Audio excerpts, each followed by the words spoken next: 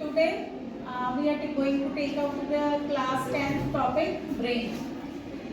This is a very important topic और ये आज तक नहीं हुआ कि आपको इसमें से क्वेश्चन एग्जामिनेशन में ना आए. So for that we have to start the brain. Brain start करने से पहले आपको दो चीजों का पता होना चाहिए कि हमारे पास दो सिस्टम हैं, CNS एंड PNS. CNS होता है सेंट्रल नर्वस सिस्टम और PNS को बोलते हैं peripheral nervous system. CNS and PNS, central nervous system and peripheral nervous system. जो CNS होता है, central nervous system, that consist of brain and spinal cord. ये किसका मिलके बना होता है? Brain plus spinal cord. और जो हमारे पास PNS है बेटा, इसमें बहुत सारी spinal nerves plus cranial nerves होती हैं. स्पाइनल प्लस क्रेनियल नर्व्स होती हैं. ये क्रेनियल नर्व्स और स्पाइनल नर्व्स मिलकर बना लेती है PNS और जो ब्रेन प्लस स्पाइनल कॉर्ड है वो मिलकर बना लेता है CNS. तो आज हम ब्रेन के बारे में पढ़ेंगे. तो mainly we are going to take out the topic CNS के बारे में हम थोड़ा सा पढ़ेंगे. ह्यूमन ब्रेन जो है, this is the one of the important organ of our body. कहते हैं कि जब किसी की डेथ हो जाती है, कार्डियक अरेस्ट हो जाता है, तो क्या होता है कि बंदा जो है वो ऑन द स्पॉट मर जाता है. पर डॉक्टर उसको तब तक डेथ डिक्लेयर नहीं करते, तब तक उसको डेड नहीं माना जाता जब तक उसका ब्रेन जो है वो डेड नहीं हो जाता. ब्रेन जो है वो नर्व्स, ब्रेन में हमने पढ़ा ये ब्रेन में क्या होती है, नर्व्स होती हैं, न्यूरॉन्स होते हैं, million trillion trillions of neurons होते हैं. जब वो न्यूरॉन्स अपना काम करना बंद कर देते हैं, इलेक्ट्रिकल इंपल्स आनी बॉडी के लिए बंद हो जाती है, then the doctors they declare it as a death of a person. Yeah, death of a person or the person is declared as dead. Now brain को start करने से पहले मैं आपको ये बता दूं कि ब्रेन को 3 पार्ट्स में डिवाइड करते हैं.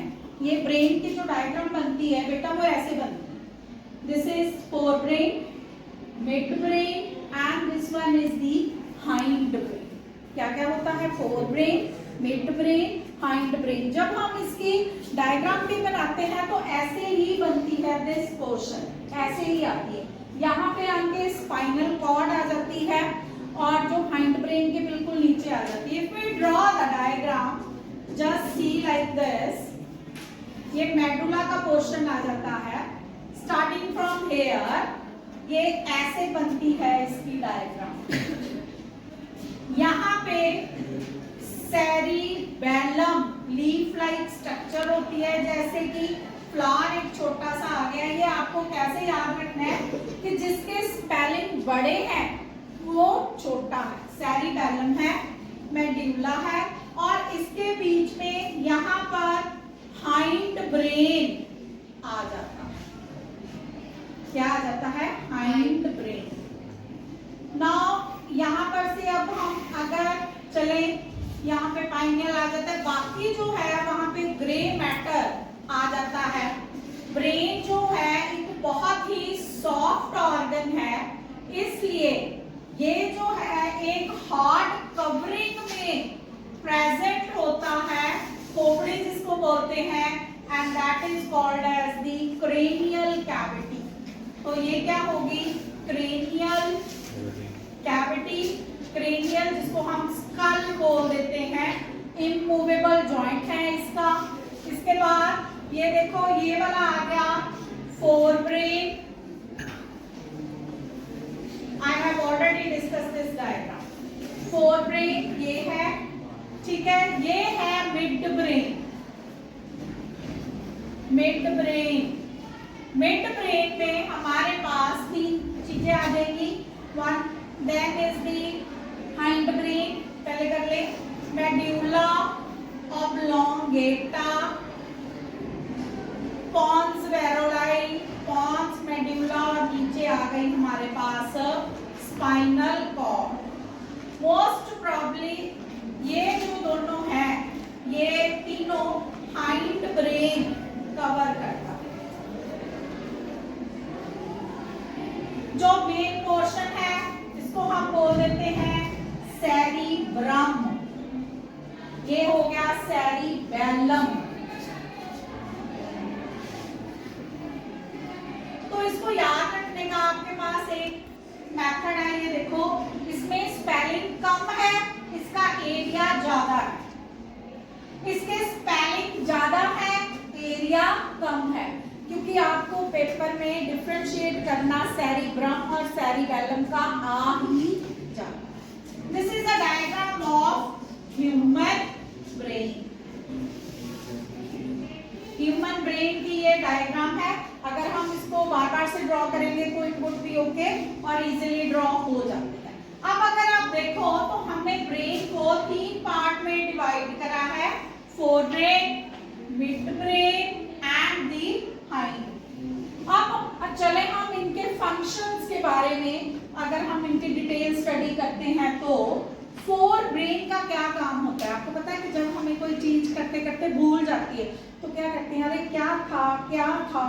तो मेन थिंकिंग एरिया जो है that is the fore brain and this is the fore brain, mid brain, hind brain.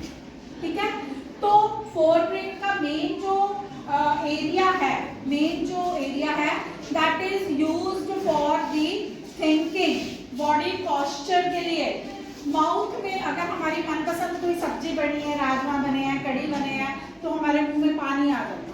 तो जो ये वाले स्टिमुलेंट्स हैं ये सारे के सारे मेन किसमें आ जाते हैं, फोर ब्रेन में आ जाते हैं। सारे के सारे इनवॉलेंटरली एक्शन जो कि हमारे कंट्रोल में नहीं है वो हाइंड ब्रेन में आ जाते हैं। जैसे कि फॉर एग्जांपल दिल का धड़कना, heart beat, BP, reflex action, एकदम से पीपल का डायलेट होना, एकदम से बंद हो जाना, एकदम से डायलेट हो जाना, सारे इनवॉलेंटरली एक्शन जो है वो किस में आ जाते हैं, हाइंड ब्रेन। मिड ब्रेन जो है it is having the main one function that is the posture balance. कैसे चलना है, ऐसे चलना है, ऐसे चलना है। दर्द का एरिया जो है वो सारे का सारा मिड ब्रेन में आता है। तो जो ब्रेन है उसके भी एरियाज जो हैं वो डिवाइड करे हुए हैं टू मेंटेन दी, जैसे डिवीजन ऑफ लेबर होती है। डिवीजन ऑफ लेबर में क्या होता है कि किस बंदे ने कौन सा काम करना है, क्या है। अब अगर जो बिल्डिंग बनाने वाला मिस्त्री है उसको कार दे दो भी कार ठीक कर दे, वो नहीं कर सकते। इसी तरह भगवान ने ब्रेन को भी 3 पार्ट्स में डिवाइड करा गया है, फोर, मिड, हाइंड। और हर किसी का काम करने का तरीका, हर किसी का functioning method is different prescribed. No one is going to interfere in another's function. So this is the most important topic. I hope you got it. We'll deal with functions in one more video so that you can get it and easily got it. Thank you beta.